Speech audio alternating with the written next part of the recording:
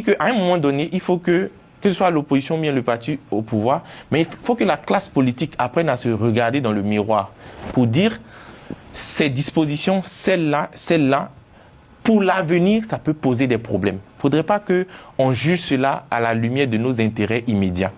Ça, c'est le premier élément que je voulais indiquer. L'autre chose, c'est un peu de revenir un peu sur ce que Jean-Paul et Robert ont dit. Hein. Norbert, pardon. Je vais rassurer, mettre à l'aise Jean-Paul. Tous les Français ne sont pas Robert. Selon le ministère de l'Intérieur, en tout cas, aujourd'hui en Côte d'Ivoire, en termes de militants encartés pour tous les partis réunis, ça ne dépasse pas 750 000 personnes. Ça, je vous le dis. C'est les chiffres officiels du ministère de l'Intérieur. Alors que sur une liste électorale, on a 8 millions de personnes. Donc ça veut dire qu'en termes même d'éducation politique des militants, parce qu'il ne s'agit pas juste d'être sympathisant, il faut venir prendre sa carte, s'inscrire, participer aux activités du parti, et ainsi de suite. On ne dépasse même pas le 1/8 du corps électoral. Donc il y a un vrai sujet à ce niveau-là. L'autre chose, bon, ce que Norbert a dit concernant les candidats d'opposition, moi je trouve ça un peu dégradant, voire un peu insultant. Dit qu'on leur a accordé des parrainages, ce genre de choses. Je pense que moi j'ai eu l'opportunité de travailler avec au moins 2 candidats qui ont été retenus pour ces élections. Il y a un vrai travail d'orfèvre qui s'est fait, des déplacements sur le terrain. Je ne pense pas qu'à la fin de la journée, si le RHDP devait donner à ces 10 candidats que je ne vais pas nommer, ces parrainages-là, on aurait fait tous ces déplacements à l'intérieur, discuter avec les gens, etc. Donc je trouve ça un peu rabaissant et insultant.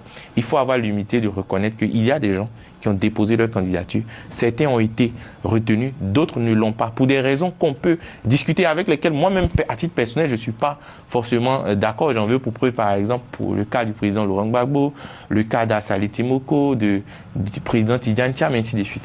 Cependant, à la fin de la journée, et c'est là où je dis que l'opposition agit en mode réactif.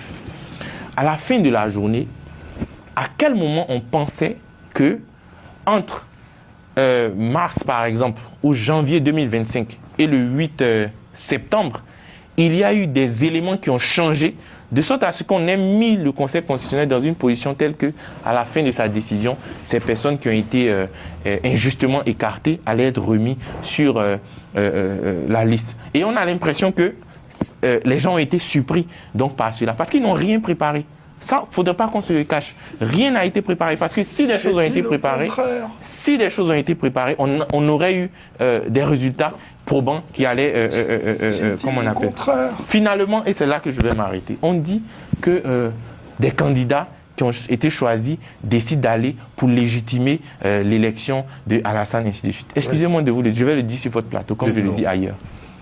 Le RHDP n'a que faire de la prétendue légitimité que les gens veulent leur accorder. En 2020, il y a eu le président Bédié qui était retenu candidat. Afi Unguessan qui était retenu candidat. Qui ont dit que les conditions d'élection, comme en 2025, ne sont pas réunies. La CEI est caporalisée et tout ce qu'on veut. Donc on n'y va pas pour ne pas légitimer. Nous sommes 5 ans après. Le RHDP a gouverné. Il a même pris des actes dont ont bénéficié tous ces acteurs dont on est en train de parler.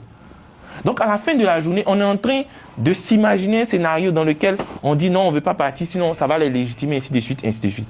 Et puis je vais terminer sur M. Unguessan, c'est ça? Unguessan, pardon. Qui disait tout à l'heure, il n'a pas vu de réaction, d'indignation de certains candidats retenus.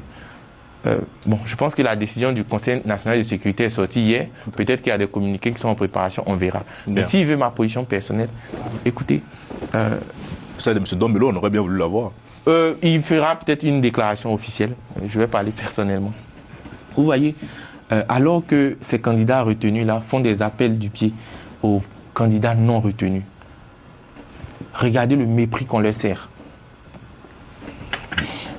Regardons ensemble le mépris qu'on leur sert. On aurait aussi pu se poser la question, pourquoi est-ce que ces candidats non retenus n'ont pas fait aussi des communiqués pour les féliciter. Au-delà de tout, ce qu'on doit retenir, c'est que c'est l'avenir de notre pays qui se joue d'ici le 25 octobre. Et j'espère que les opposants, leurs sympathisants prendront les bonnes décisions. Jean-Yves, vous les